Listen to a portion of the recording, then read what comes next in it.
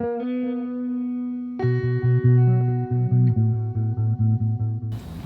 while we're talking about these, I guess, these titans of industry and people who have done well, let's kind of pause for a minute and divert over here and talk about the most successful people. Those who have started up something very large and large scale that earns them a lot of wealth. And you'll see that the most successful have often sacrificed or worked the most. Not just in their time that's being given up, but in that like exclusionary dedication, just laser focus on one particular goal. To the exclusion of everything else, and kind of an elevated risk-taking as well. And you might look at that, or somebody might look at it from the outside and say, hey, and see the end result, all this hard work, and say, that person's lucky. Look at them. They didn't, they just lucked into whatever wealth or whatever they've got going on. But somebody who's accomplished a lot, especially early in life, has usually educated themselves on the needed aspects of work and has worked through the difficulties to bring that forth. And so I guess my question to you guys is that something that you're interested in? Do you want to be somebody who finds wealth quickly and retires earlier because of it? Do you want to be in the 1%? Is that something that drives you? And if it is, great, there's a way to do that. And that is, and there's a lot of, there's a few different paths towards it. The most common one probably is go start a business that you can scale up, like we've talked about, something that can serve a lot of people. But understand too that this path is harder, it's riskier, and it comes with more sacrifice, at least initially. But it's still the best way to build wealth quickly. And there's a lot of really good books on doing that. We're not going to go into the specifics on that in this particular course. Books like Rich Dad, Poor Dad, The Fast Lane Millionaire by a guy named DeMarco is a really good book, actually probably one of my favorites on that, which will give really good in-depth education on why and how to move into something like that. My personal stepping stones, as you guys know, I own the security company.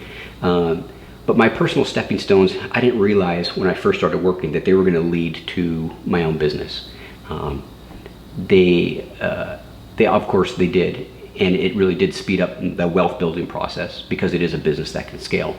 But if I would have stayed at my previous job, the one that I was working in the same industry, it would have been a slow road to a lot less wealth ultimately. I could have worked it until I was closer to retirement age, saving money along the way, investing it wisely and such. And I could have gotten to the point where I then retired and had enough to live on and be safe that way. And that's good. But it wasn't at the speed that I'm doing it right now, and I'm glad that it did change because of that. But I still, looking back at that job, I don't look at it as lost time, not even close, because it gave me the knowledge, the experience, and the confidence that I needed to run my own business in the same industry, ultimately. And starting that business did feel kind of risky when I first did it. It even felt almost like a last-ditch effort because I had just lost my job after 13 years of working it, and we were in the depths of the Great Recession, where it was really hard to get an interview, much less land any kind of gainful employment. And so my biggest motivators were the possibility of failing. Like, look, I've worked all this time, I've worked my way up, I've learned all these things with this new company, and now it's going to go towards nothing. And poverty, the looming specter of poverty was out there too. Like, my goodness, I might end up, getting to the point where I can't even pay the basic bills if I can't hurry up and find a job here. And so those pushed me into saying, okay, well, maybe I should look at this, starting up a business. And I don't know that if I would have lost my job, if I would have moved into that position as quickly as I did, or if even ever. So I'm glad that it happened. At this point, as you guys know, the security company has about 140 employees around the state.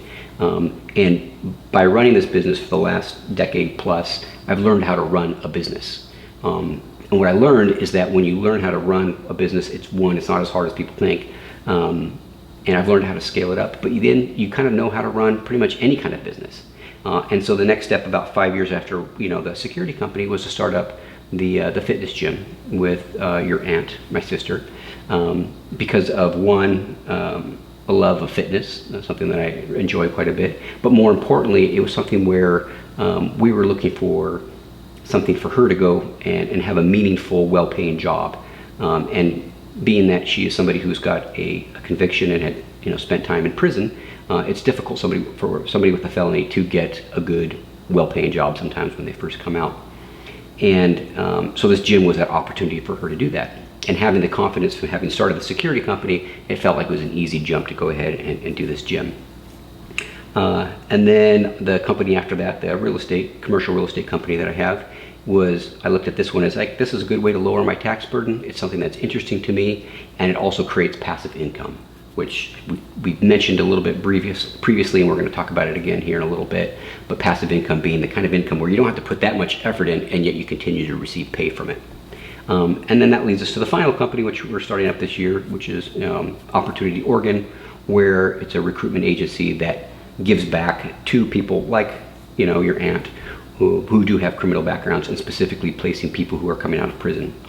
And it feels like that's more of a business from the heart, something that we really want to do because we feel that there's an underserved population that this will really help. And so what's interesting is that I mention all of these because the first business is the one that the money really has been made from, and the following three, the gym, the commercial real estate, and then the recruitment agency, are all things that we did because we had a passion to do it, because it was something we wanted to do. And there's a big difference there, and that's the nice thing, is that I feel like I'm retired with the first company, and yet the work that I'm doing on the other three is not something that really, one, takes up a lot of my time, and two, it's something that is something I choose to do. And that's the difference, I guess, between working and retiring. I think I'll probably always be working to some extent. So at the end of this though, what if you don't want to run a business? What if that's totally something that you don't want to do? That's okay. But I want this training to apply to every personality, not just the ones who have the predisposed mentality that's necessary to successfully run a business. So I won't say that owning a business is the only way to get to your goal. It's just a much quicker and more effective way, and can ultimately net you a lot more in the long run. And so neglecting to mention that as a possibility or as a potential path for you, I'd be remiss if I did that. So I didn't want to do that. I wanted to make sure to throw that in there. But as I remind you, as I've mentioned before, this course here is not a get-rich-quick plan. This is a way to live a less stressful life and have some cash at the end of your life. In other words, a live comfortably and be able to retire plan. Because I see too many people around me who live a life of continual stress from money woes, followed by an inability to retire, even if they're into their 70s and their 80s. And that's tough. And that's certainly not what I want for you guys. So regardless of which path you choose, almost everything on this course applies that we're going to talk about, because it's all good business sense. Whether you take the slow road through a career or you take a quicker path through entrepreneurship.